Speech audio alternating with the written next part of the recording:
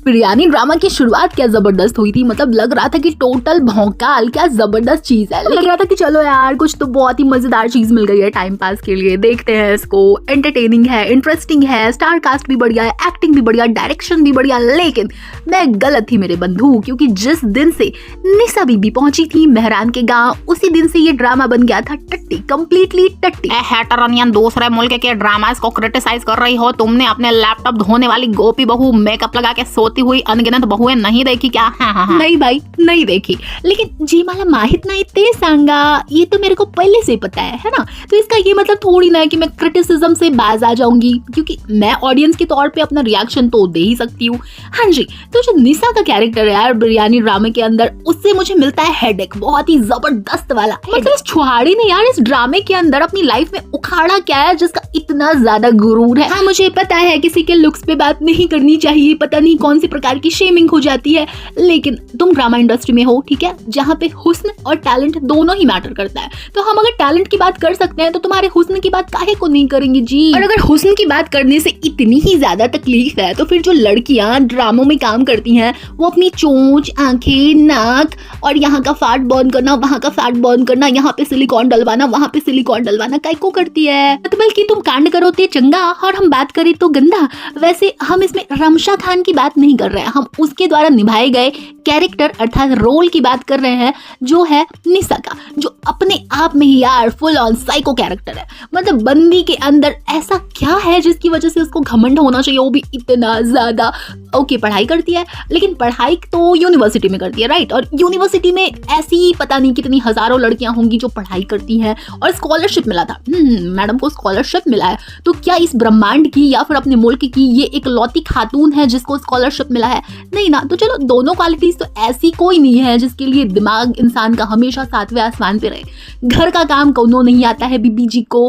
हाँ कोई ये मत कहना लड़का लड़की, नहीं भाई, मैं इस फेवर में हूँ कि लड़की लड़का हर किसी को घर का काम आना चाहिए। लेकिन आजकल यार जिस तरीके से लड़कियों को दिखाया जाता है स्पेशली ड्रामास में, कि अगर पढ़ाई लिखाई कर ली तो हमको चमचा हिलाना आएगा नहीं, और बाकी जो पापा और मम्मी के जो परा लोग हैं उनकी तो दुनिया पहले से ही अलग थी भाई साहब। तो वो लोग अभी भी वैसे ही है, इवन वो लोग अब थोड़े थोड़े हल्लू सुधर रहे हैं। लेकिन इस तरीके का कैरेक्टर जो ड्रामाज में दिखाया जाता है, ये हमारी सोसाइटी पे किस प्रकार का प्रभाव छोड़ेगा मेरे बंधु? अब कोई ये मत कहना ड्रामा को ड्रामे की तरह देखो भाई साहब। अगर ड्रामे से, सीरियल से, मूवीज से लोग इन्फ्लुएंस नहीं होते तो फिर ये जो नायिकाएं होती हैं ड्रामास की, सीरियल्स की या फिर मूवीज की, उनका फैशन वायरस की तरह काय को फैल जाता है सोसाइटी में है? तो मुझे कोई लॉजिक समझ नहीं आई इस प्रकार का कैरेक्टर लिखने की। मतलब एक बंदी है जो कि पढ़ाई करती है, पढ़ाई में अच्छी है, चलो कोई दिक्कत नहीं है मुझे उसके घमंड से, लेकिन पूरी दुनिया को इसने पता नहीं क्या ही समझ रखा है। उसकी जो पड़ोसन आती है यार, अच्छी खासी प्यारी सी बंदी है,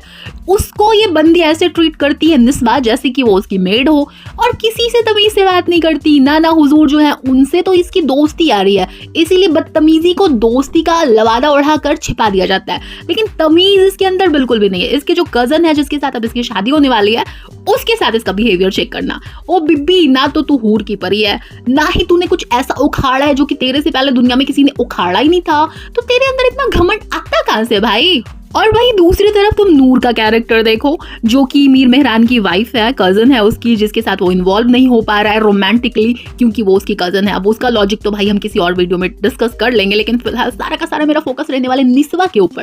तो जो नूर है यार, वो भी अच्छी खासी टैलेंटेड, पढ़ी लिखी और हर तरीके से हसीन महिला यार, और इतनी ज्यादा सुलझी हुई, हम्बल, डाउन टू अर्थ। मतलब जितनी तारीफों के लिए शब्द है वो सब उसके लिए काफी नहीं पड़ते हैं। मतलब शब्दों का अकाल पड़ जाता है उसकी तारीफ की बात आती है, तारीफ करने की बात आती है। और दूसरी तरफ ये निस्वा सारा है, निस्वा का लंगूर वाला, लेकिन गुरूर है एकदम हूर वाला। इतनी कि अपने आप को पढ़ाकू दिखाती है। पढ़ने वाली लड़कियों की जुल्फे क्या ऐसे लहराते होते हैं, वो भी ब्रेकअप के बाद। मतलब कायदे से इसके साथ तो ब्रेकअप ही हो चुका है, और उसने जबरदस्ती मीर मेहरान को जलाने के लिए अपनी बहुत ही लायक कजन से एंगेजमेंट कर लिया है और शादी भी करने वाली है।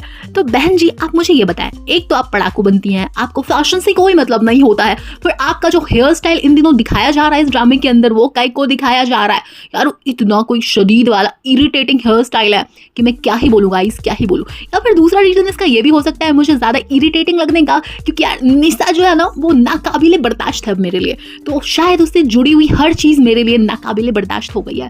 तो इतना ज़्यादा क्यों सड़ा दिया भाई इस कैरेक्टर को? अच्छे तरीके से भी तो लिख सकते थे। मतलब तुम अपने ज़माने को क्या सीख लेना चाहते हो कि पढ़ी लिखी लड़कियां ऐसी पगलेट होती हैं? नहीं बंधु, नहीं, ऐसा ना करें जनाब। और देखो, मेरा ये कहने का तात्पर्य हरगिज नहीं है कि पढ़ने वाली लड़कियां फैशन नहीं करती या जुल्फे नहीं लहराती, इतराती नहीं, बल खाती नहीं, सब करती है, लेकिन इस तरीके का जो एटीट्यूड इस बंदी ने दिखाया ना डे वन से, वैसा नहीं करती है, बिल्कुल भी नहीं करती। और दूसरी एक इरिटेटिंग चीज मैं तुम्हें बताती हूँ, पूरी यूनिवर्सिटी में सारे टीचर्स को मीर मेहरान को निशा के पीछे ही लगाना होता है। मतलब इकलौती एक कन्या है उस पूरी पाठशाला में जो कि टैलेंटेड है, पढ़ाकू है, सबसे ज्यादा काबिल है। मास्टर साहब, आप अपना कॉलेज बंद कर दीजिए, लानत है। और जब से ये आई है ना गांव से, तब ये ज्यादा फैशनेबल बन गई है। मतलब जब से इसने मीर मेहरान को ठुकरा दिया है, तब से इसने ज्यादा जुल्फे लहराना शुरू कर दिया है भाई। उससे पहले इसकी चोटी हुआ करती थी जो पीठ पे ऐसे ही लहराती रहती थी इसके, और सर ढका होता था चादर के साथ जब भी ये पब्लिक प्लेस में होती थी। और जो लोग हैं इसे कहते थे, इसके आसपास वाले, जैसे कि इसकी पड़ोसन जिसको ये मेड की तरह ट्रीट करती है, मैं बता चुकी हूँ,